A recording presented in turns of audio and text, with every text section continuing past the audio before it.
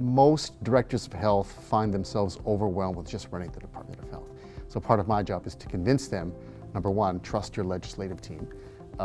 If you have a team that's been in more than 3 to 5 sessions, they have probably a very good understanding of the fundamentals of it. So trust your team, and to understand the kind of the kind of state health official you would like to be in terms of public policy.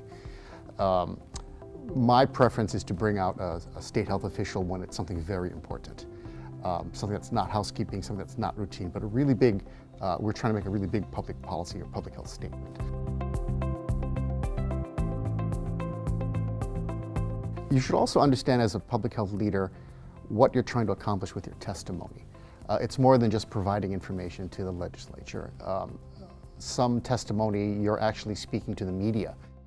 First and foremost, you're always addressing the bill and its merits.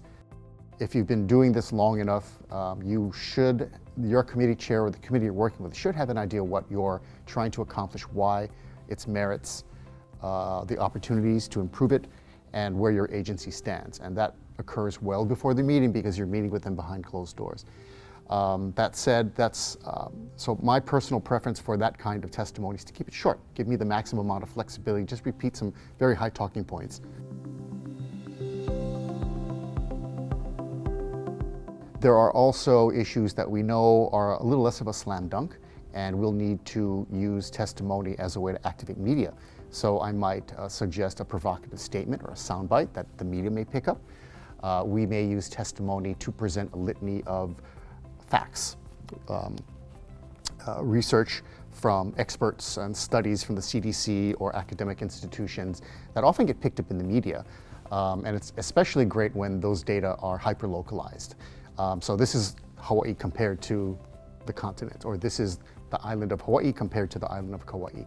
And we do that in a somewhat deliberate manner to make sure that media has the opportunity to flip through online testimony and create sound bites or replicate our message. That way we get to activate members of the community, hopefully to rally to our side and less so to big tobacco, let's say.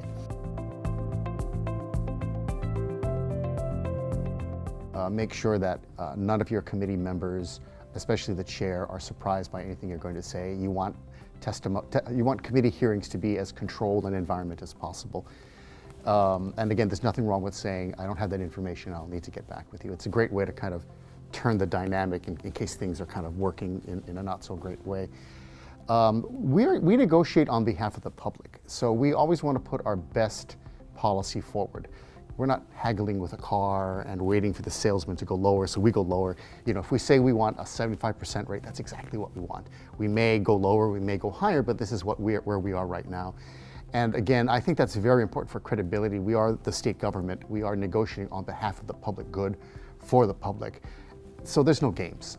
Just say what you want, put your best deal that you think will have the greatest chance of success forward. And that has always been good advice. Not always in the short run, but always in the long run, because many of these things are so complex or fraught with different interests that these things take time. Understand the legislative process at as detailed a level as you have time. At a minimum, understand the calendar and what the deadlines mean.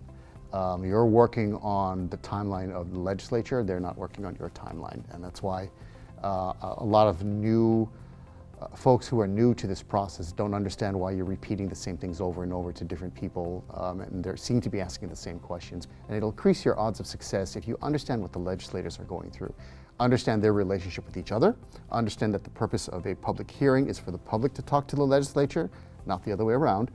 Understand that a floor session is for legislators to talk to each other, not for public input, and then understand the dynamics of leadership, what the roles of various legislators in leadership are, the majority leader versus the policy leader versus the floor leader, et cetera, et cetera.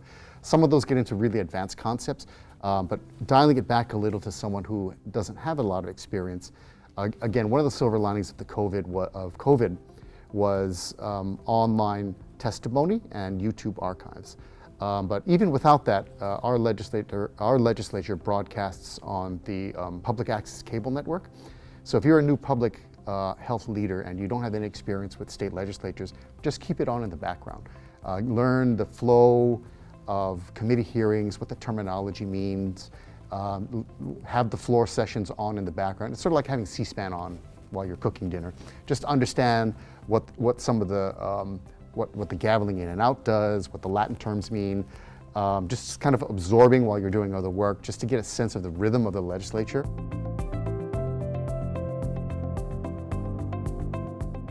Fortunately, the pandemic has forced the Hawaii State Legislature to be online and to have YouTube archives. So I say, go back, watch the chair, look how he or she manages the committee hearing, try to figure out when he or she is out of patience with a testifier. Look very carefully, listen very carefully to the questions that they ask. What kind of information are they really getting at and asking from you as the state agency? Again, we're very fortunate that whatever testimony we submit, state agencies are the very first one listed. So I think that demonstrates some deference to the executive branch as the subject matter experts, and we're grateful for that relationship. Ultimately, policymaking is with the legislature, but the opportunity to inform them is both seen as an opportunity and a responsibility.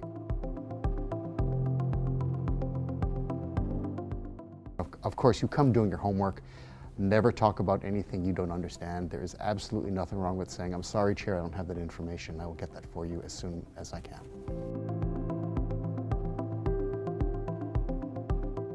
What you can accomplish depends on your budget. So in understanding how important the budget is, it is the most important public policy document, and everything else is just degrees of importance relative to the budget. So understanding how the legislators are hearing you, what they need to do to be your champion within the legislature, within their caucus, within their chamber, is extremely important. Some of those are more advanced concepts, but again, I refer you to number one, which is rely on your legislative coordinator.